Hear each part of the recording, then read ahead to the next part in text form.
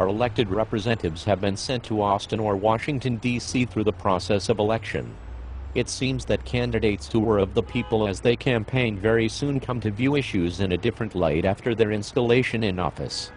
Candidates lend their ears to voters who can give them a vote and perhaps a small donation. After the election, they lend their ears to power, which can give them perpetual re-election and rivers of money. Every generation has its own problems and challenges. The greatest generation suffered the Depression, fought World War II, and then brought about the greatest explosion of prosperity, material and technical advancement in the history of the world. That generation is for the most part past, and sadly surviving members will soon be gone too. Those of us who were the children and grandchildren of the greatest generation were raised in ever-increasing indulgence and prosperity through the efforts of our parents who had suffered greatly and overcome difficulty with selfless sacrifice. The Depression and World War II generation were equipped to meet their challenges by a physical and mental toughness tempered by hard times and a spiritual strength from a recognition of the Christian foundation of our nation. Do the generations following have the toughness and spiritual character required to fight great battles? Our challenge may in fact be greater than those previous. Traditionally, America has been thought of as the world's last great hope. Now those of us who support a return to the Constitution may be America's last great hope. If we lose this battle, there is no place for us to go. So what are we to do? Do we give up and try to live out our lives in the illusion of hope? Pretending everything is going to turn out okay, just because it always has before?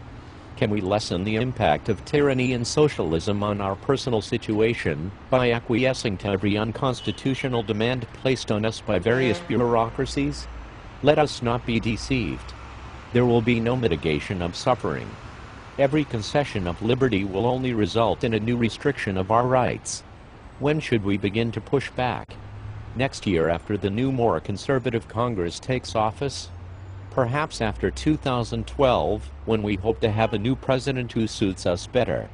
Maybe we should wait until more burdensome environmental regulations are enacted and an immigration reform act is passed, and the younger generations begin to notice that their living standards are declining, the taxes are repressive, and that there is massive voting fraud. Each day spent in the imagination of a brighter day will be darker. The best time to invest for the future is yesterday. Yesterday is gone, so the next best time is today. By today I don't mean later today. I mean right now, this minute. We will not protect our liberty and re-establish the Constitution merely by holding meetings. We can only save our republic by action. Our children and our neighbors are deficient in the knowledge of the Constitution and the imminent loss to liberty and the change in lifestyle that will cause. They must be educated and motivated. Lists of registered voters are available. It is your responsibility as a defender of your own liberty to have a list of your own precinct and identify those who voted and those who didn't vote at all. Every voter in every precinct has to be reached and identified as to their potential vote. Would they vote to support the sovereignty of the people, or would they vote to expand the power of the government at the expense of the people? If you identify a voter as a hardcore statist, move on and don't waste a second trying to educate them. It might be possible but not probable.